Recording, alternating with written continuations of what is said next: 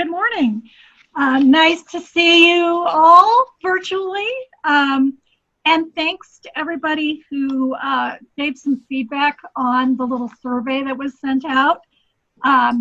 It's interesting to kind of go over some of the experiences that you've been having. And one of the things I wanted to let you know is that our next session is actually a real tactical one where we're going to talk about strategies and specific methods for dealing with people who are upset or unhappy and doing what we call in the biz. So we'll be touching on some super practical, specific things next week. This week, we're going to kind of go up to, a little bit of I wouldn't call it a 30,000 foot level, but what I want to share with you is a framework for understanding how you can create world. Slide forwarder. Let's go ahead to the next slide. For those of you who I did not meet last week, just a quick recap. I was in the wellness and hospitality industry for about 30 years, trained management personnel for the top tier of the international hospitality industry, Ritz-Carlton's, Four Seasons, Shangri-La, Peninsula Group, companies like that. And I also owned and operated a spa for 30 years in Silicon Valley. So a lot of what I'm sharing with you are things that we actually developed and learned and used in our own customer service training program. And I know that not everyone who's working in the library sciences necessarily signed up to be a customer service professional along the lines of hospitality professionals who are attracted to that business. And that's why I think it's super important to understand social styles in the context of service. So you know where you are coming from, and hopefully some of you, or maybe even all of you, had a chance to do the social style assessment and get a little insight into where you're coming from, maybe even shared some of that information with coworkers so you can kind of compare notes about how social styles affect communication. And also maybe have done a little experimentation with patrons to see if you can figure out what sort of social styles you're dealing with on the job. I think that piece was one of the most useful tools that I ever came across in all my years in the business. And it solved a lot of problems, both for our external customers or clients, or what you call patrons, and our internal customers, who are the people that work in the company. And I'm going to touch a little bit on that and the dynamic of customer service internally too. So most people, when they think of good customer service, think of things like the golden rule, right? Do unto others as you would have done unto you. That seems totally logical. It seems totally adequate to meet the challenge of giving customer service. But there is a problem with this. And let's go on to the next slide. What I actually propose is that you follow the platinum rule. The platinum rule is to do unto others as they would be done unto. In other words, if we're giving customer service that's based on what our wants and needs are, we are not necessarily doing the discovery process and listening and finding out what our customers really want and need. So golden rule is a great step. But to be truly empathic and to give truly outstanding service, it's really the platinum rule. It is all about them. So I always felt that giving great service was not servitude, but an opportunity for a healing experience for both parties. And let's move on. So what I want to share with you is this framework that we developed for understanding service and what it takes to actually create and deliver great service. World-class service is based on 3 essential building blocks. I don't care what your industry is. I don't care what kind of business you run or what kind of clients you have, patrons, customers you have. These 3 basics underlie any organization that's doing a good job. And the first one is the roots. And that is the people that are on our team, like the people who are in the room, and then the core values that we share. Structure is about systems, protocols, accountability, chain of command. And then art, that's kind of like the dessert. If you can get the roots and the structure right, you get to have the art artful side. And in my old industry, people went straight for the art, like the fun stuff, the frills, the gewgaws, and forgot about sometimes the structural aspects of giving good service. So let's move forward. So the roots. The roots are really your lodestar, your compass. They are the core values that guide truly great service. So things that would seem pretty obvious, right? Empathy, respect for others, integrity. And I know that in your code of ethics, integrity is huge because you are gateways to information and you have the opportunity to potentially not serve patrons ethically by perhaps not sharing everything that you might share with them or controlling resources that shouldn't be controlled. So I know integrity is huge in this profession.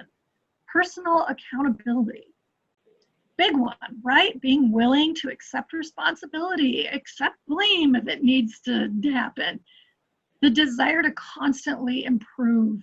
And I think people who love learning kind of have this built into them, this desire to improve. I think that's one of the things that attracts us to lifelong learning is we want to get better, we want to know more, we want to be better informed, we want to be more useful, more helpful. And that desire to grow underlies that. And then last but not least, a sense of humor. And that was something that we always looked for in employment interviews is, does this person actually have a sense of humor? Because a humorless person is not going to be able to deal with patrons. Just end of story. If you don't have a sense of humor, you are not going to be able to see the absurdity in some of these situations that can be stressful in the moment. But when you look back on them, you can actually find a lot of things to laugh about. We all know how that goes. Next slide. Good intentions. People think that good intentions are enough to give good service, but we all know the saying about good intentions, right? That's what the road to hell is paved with. They are definitely not enough. They're essential, but they underlie your service. They are not the service. They are the foundation of the service. And then we have to build structures and systems that enable us to do our jobs well, that enable us to deliver great service consistently. And I can tell you, in my old industry, people were just loaded with good intentions, but often resisted the structure and the systems that were necessary for us to actually deliver the good service because they felt that just by being a nice person or a good person or a thoughtful or an empathetic person, that was enough. But we know that all great natural systems have structure underlying them, and the same is true for customer service. Next slide. Structure is necessary for consistently great service. And this comes down to things like procedures and protocols, systems, roles and responsibilities, chain of command, who reports to who? Do I have two supervisors all of a sudden? And how do I deal with that? I think it's more likely that in your profession, because it is built on systems, right? The Dewey Decimal System at the most basic. You have a natural affinity for structure, whereas where I came from, this was the thing that we really had to work on. Structure is also something that if you have that analytical social style, you will be a pro with this. You'll gravitate toward this. This is going to feel super natural for you. This is kind of your happy place if you're an analytical. If you're an expressive social style, this is going to be the thing that you kind of chafe against, like, oh, do we have to do it that way all the time? And if you're a driver, structure is usually something that you're interested in, but you kind of like it because it makes other people do what you want, as opposed to feeling like it applies to you. And again, that amiable social style that is a more relationship-driven social style may find structure stifling sometimes, or may not quite understand the importance of it, or may decide to err in favor of kindness or accommodating somebody when there's a procedure or a protocol that might be problematic. So the important thing about structure is that we understand it and that we agree that it's useful and necessary. So how do we go about doing that? Next slide.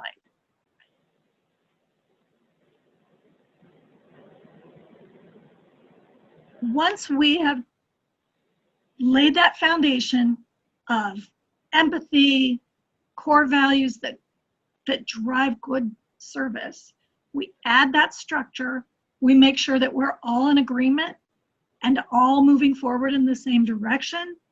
Once we have those two building blocks set up, we can move on to the sort of the fun part of customer service, which I call the art.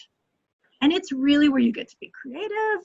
It's where you get to deliver those above and beyond service. And I saw a really lovely example of this in the responses to the survey of somebody who gave the student patron $50 for gas money. I mean, that's an extraordinary, over the top, above and beyond moment, right? That is something that is certainly not in a procedure manual. That's something that individual used their empathy and their creativity combined to create this wonderful moment, which is probably never going to be forgotten by that person. Personalization is another element of art. And I noticed that you guys are kind of, sounds like curating books for customers who are asking for books. Someone said patrons are trusting us to know what they like and let us put together a stash of books. Well, what could be more personalized than somebody's reading offerings? That's just a beautiful thing. So it's neat to see that creativity is finding its way and the art is finding its way into your daily interactions with patrons. Surprise, delight, fun, humor, those are all part of the art of world-class customer service. So I'm offering this framework as a way for you to kind of look at what not just you are doing, but what your team is doing in light of trying to deliver great service.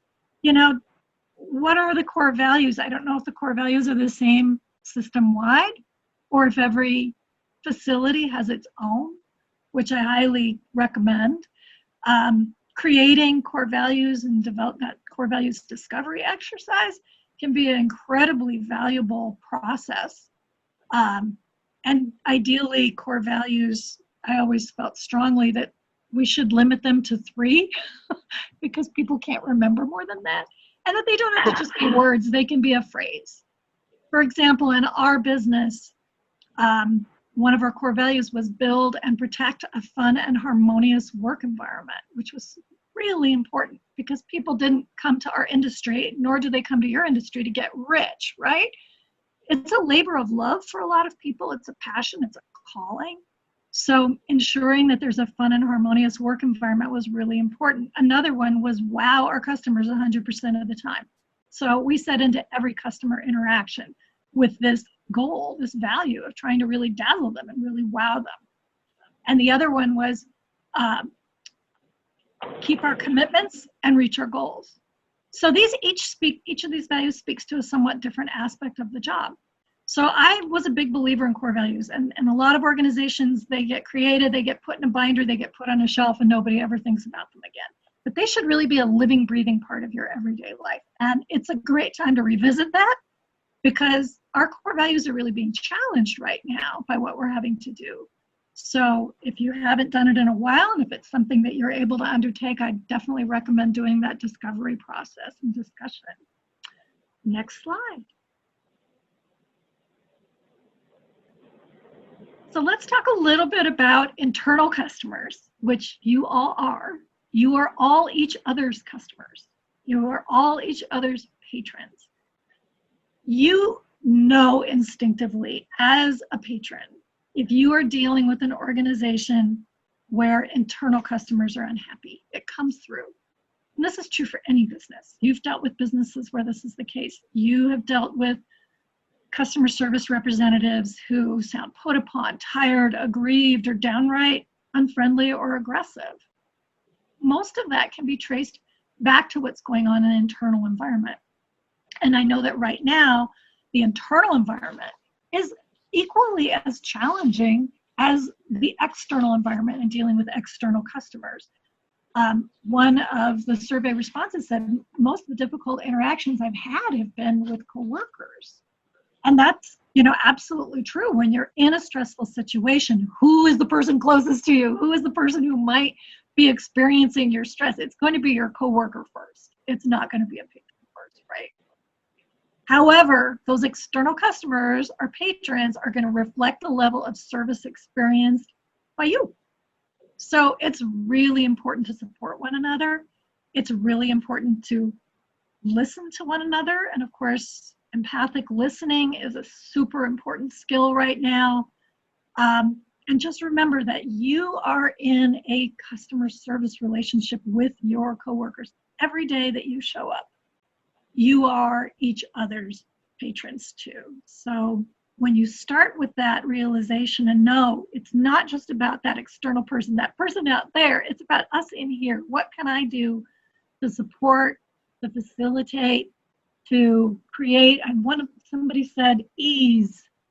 I love that word. It's one of my favorite words. If we foster ease, that will come back to us. And that's absolutely true. And the first place we foster ease is internally with one another. And, back to that platinum rule, right? What does that person that need today? What's going on with them? Can we take a moment to just sort of check in with one another and find out, how are you feeling? What's going on? How can I help you? These are the kinds of things that actually end up reflecting and moving through energetically right out to your patrons and the community at large.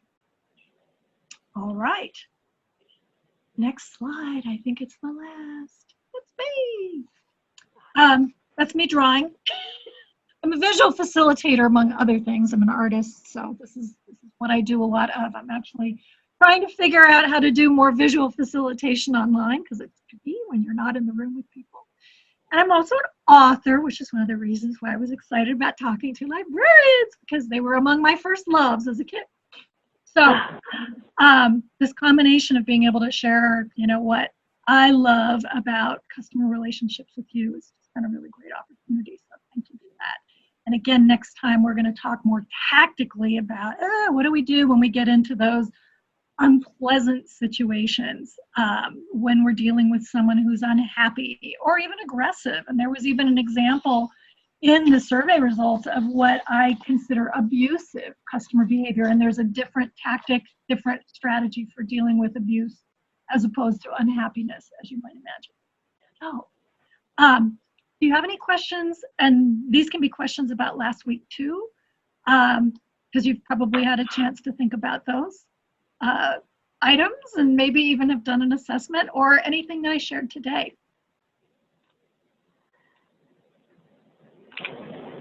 Well, I'll let everybody kind of think about that. If you want to take the floor, everybody, go right ahead or put something in chat. Peggy, that was just really very helpful. And as I was processing and thinking about the things that you were saying, especially what you just said about an interaction with someone, that there's a difference between someone being dissatisfied and someone being abusive. So I very much look forward to continuing that conversation. And also, one of the questions that I have is about structure.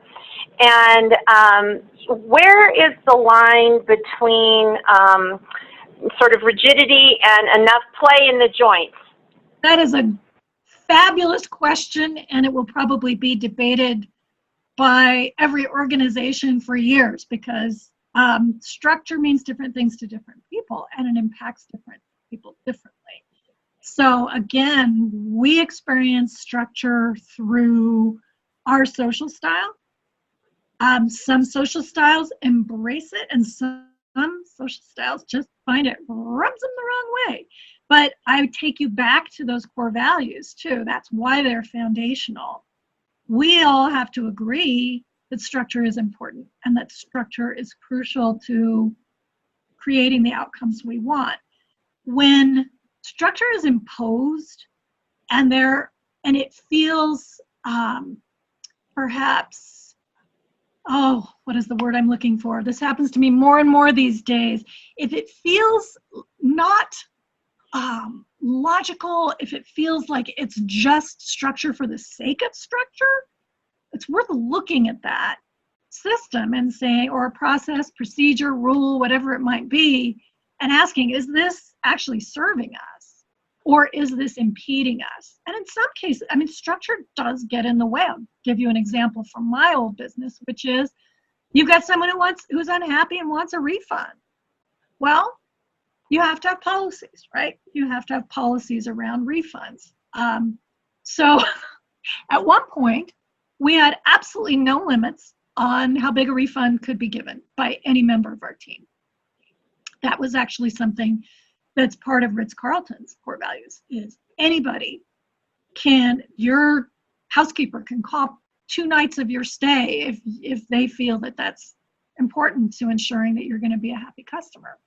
So what we were finding was my front desk was giving away a lot of money because it was easier to give refunds than actually do the problem solving for the unhappy client. And unfortunately, what that did was it just basically told the client, well, these are incompetent people, but at least they gave money back. So we ended up instituting a budget. So we said, okay, it's $100 limit. And that was structure that we imposed. The value is we want no customer to walk away unsatisfied or unhappy. That was, that was wowing our customers. But we had to actually create protocol and say, okay, there's a limit before a manager can be consulted. You just need to get a manager at that point. But we did not want to have the kind of company where it was like, well, I'll have to ask my supervisor. That was not part of our values.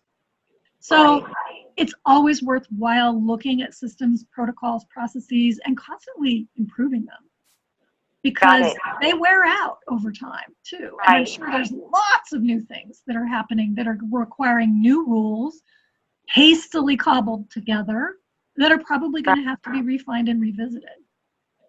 Right.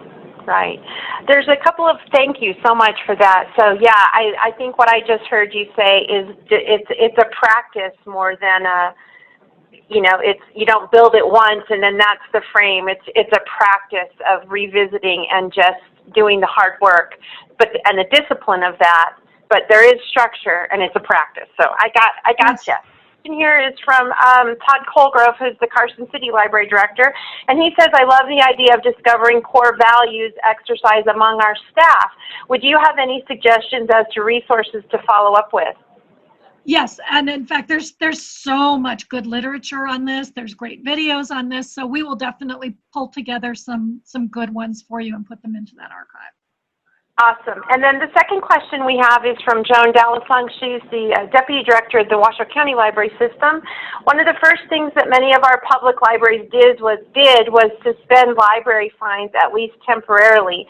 One less thing to worry about during that time. That's a great, for sure. That's a very good example of really kind of going to the core values, right? You have a protocol, these are the rules, but right now, this does not feel like we're living our values by enforcing this rules. That's a great example. Yes.